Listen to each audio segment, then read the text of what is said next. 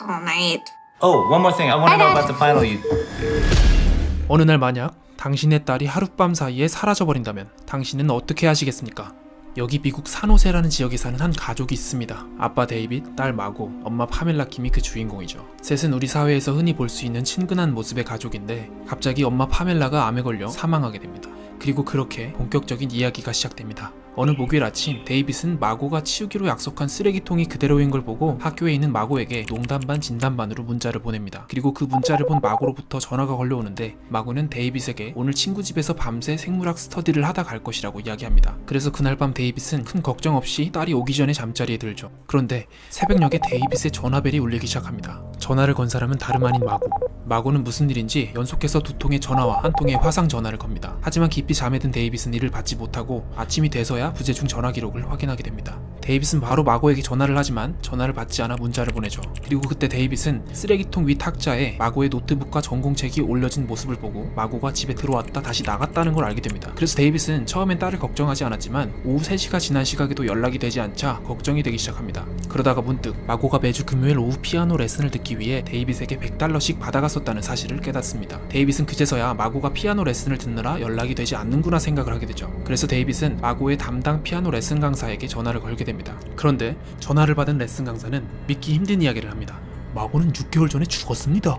는 거짓말이고요. 마고는 6개월 전에 피아노를 그만뒀는데요 라고 이야기합니다. 순간 데이빗은 머리가 띵해지고 불길한 마음에 부랴부랴 마고의 학교에 연락을 하는데 예상대로 담임교사는 마고가 학교에 오지 않았다고 이야기합니다. 그제서야 마고가 실종된 게 아닌가 싶어 데이빗은 친동생인 피터에게 딸이 사라졌는데 신고를 해야 하는지 조언을 묻는 문자를 합니다. 그러나 피터는 자신도 역시 고등학교 때 가족에게 말없이 놀러갔다가 크게 혼났던 기억이 나지 않냐며 데이빗을 안심시킵니다. 하지만 데이빗이 안심돼 보이지 않자 피터는 마고의 친구들에게 연락을 해보라고 합니다. 그때 데이빗은 다시 한번 또 멍해집니다. 데이빗은 마고의 친한 친구 연락처는 물론이고 어떤 친구가 있는지조차 전혀 몰랐기 때문이죠. 당황한 데이빗은 전화가 끝나고 마고의 SNS를 들어가 보게 됩니다. 그러나 마고의 인스타그램, 페이스북은 비공개라 친구가 아닌 이상 들여다볼 수 없었습니다. 그래서 데이빗은 마고의 친구 연락처를 찾기 위해 딸과 친했었던 아내 페밀라의 데스크탑 계정으로 접속합니다. 생각했던 대로 페밀라는 데스크탑에 딸 주변인들의 연락처를 저장해놨었고 거기서 딸의 베스트 프렌드라고 적혀있던 아이작의 엄마 번호를 알게 되어 전화를 하게 됩니다. 그런데 데이빗은 아이작의 엄마에게 뜻밖의 이야기를 듣게 됩니다. 마고가 말 안 하던가요? 아이작 지금 산속으로 캠핑 갔는데 아마 마고도 같이 갔을 거예요. 그래서 신호가 안 터지니까 전화를 못 받는 걸 거예요.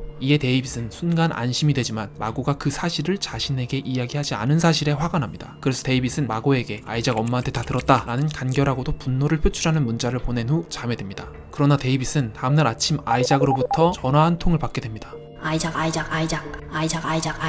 그 말을 들은 데이빗은 그제서야 경찰에 실종 신고를 하게 됩니다. 그리고 마고의 노트북으로 마고의 SNS 탐험을 시작합니다. 데이빗은 마고의 페이스북 계정 암호를 찾아낸 후 딸의 페이스북 계정에 있는 딸의 모든 친구들에게 연락을 시도하죠. 그렇게 데이빗은 딸을 찾는 여정을 시작하게 됩니다. 영화 서치는 기존 영화에선 볼 수 없었던 새로운 연출로 관객을 놀라게 합니다. 재밌는 사실은 새로운 연출 기법을 사용함에도 전혀 이질감 없이 관객을 흡입시킨다는 건데요. 그 이유는 누구나 한 번씩은 해본 컴퓨터 속 SNS 화면을 이용했기 때문일 겁니다. 그러나 연출 기법이 신선하다는 이유만으로 관객을 집중시키긴 어렵습니다. 하지만 서치는 이야기의 서사 역시 긴장감 있고 극적으로 전개시켜 시너지 효과를 냅니다.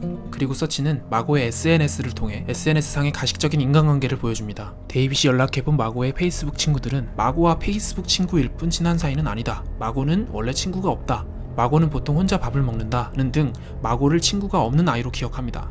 심지어 생물학 스터디를 같이 했던 친구조차 자신은 그냥 좋은 대학에 가려고 마고와 조를 했을 뿐이다라고 이야기합니다. 그런데 정작 마고의 실종이 신고되고 언론이 마고를 보도하기 시작하자 마고와 친하지도 않았던 페이스북 친구들이 마고야 그리워, 마고는 최고의 친구였어와 같이 마고에 대한 애정과 그리움을 글로 게시하기 시작합니다. 심지어 좋은 대학을 가기 위해 마고와 생물학 스터디를 했다던 친구는 마고는 자신의 베스트 프렌드였는데 실종된 사실이 슬프다라며 눈물을 흘리는 영상을 찍고 유튜브에 올립니다. 그러자 많은 사람들은 영상 댓글로 그저 감동적이다, 좋은 친구다라며 영상 속 친구를 칭찬하죠. 이는 우리가 실제 페이스북 친구들에게서 흔히 볼 수 있는 모습이기에 더욱 무섭게 다가옵니다. 뿐만 아니라 서치 속 인터넷 커뮤니티에는 사건의 전말이 제대로 드러나지도 않았는데 슬프지만 딸은 이미 살해당했을 것이다, 아빠가 100% 범인이다, 아이를 찾는 건 세금 낭비다라는 피해자 가족을 무너뜨릴 수 있는 온갖 악플들이 달리기 시작합니다. 이 역시 우리 현실 속 인터넷의 모습을 그대로 반영하여 관객을 분노하게 만들죠. 이처럼 서치는 SNS를 사용하는 유저라면 영화는 공감할 수밖에 없는 요소와 장면들을 군데군데 삽입시켜 관객으로 하여금 스토리를 떠나 경각심을 갖게 합니다. 저는 서치를 통해 많은 걸 느꼈지만 그 중에서도 모니터 건너 상대방이 보이지 않는다고 해서 험한 말을 아무렇지 않게 내뱉는 것은 상대방에게 상상 이상의 고통을 주는 행동이다라는 점을 다시 한번 느꼈습니다.